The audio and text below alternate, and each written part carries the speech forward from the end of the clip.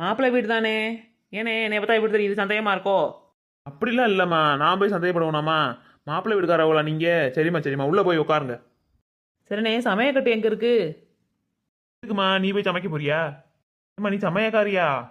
என்னே, இப்போதான் நான் என்ன சொன்னேன் உங்ககிட்ட? நான் மாப்பிள்ளை வீட்டுக்காரவன்னு சொன்னா இல்லையா? என்னைய போய் சமயக்காரியான்னு கேட்குறீங்க? என்னை பார்த்தா எப்படி தெரியுது உங்களுக்கு? ஏம்மா நான் தெரியாமல் சொல்லிட்டேம்மா. அந்த பக்கம் தேம்மா கிச்சன் இருக்கு, போய் பாருமா. ஏதாச்சும் பிரச்சனை பண்ணி கல்யாணம் நின்று போயிடாமாம்மா. நான் அப்படிலாம் பண்ண மாட்டேன், பயப்படாதீங்க. இந்த பொம்பளைய பார்த்தா கல்யாணத்துக்கு வந்த மாதிரி தெரியலையே. ஒருவேளை பாத்திரம் மண்டபத்தை திருடிட்டு போக வந்திருப்பாளோ? இருந்தாலும் இருக்கும், இவ மேல ஒரு கண்ணு வைக்கணும். சரி, என்ன சமைக்கிறாங்கன்னு பார்ப்போம். அடேங்கப்பா, ஒரு அண்டா நிறைய ஆட்டுக்கறி இருக்கே சமைக்காம. வெள்ளைச்சோறு, கறி குழம்பு இதுதான் இருக்கு. பிரியாணி கிண்டலையோ? நான் பிரியாணி செய்வாங்கன்னு ஆசைப்பட்டு வந்தேன். ஐயோ, பிரியாணி போச்சே.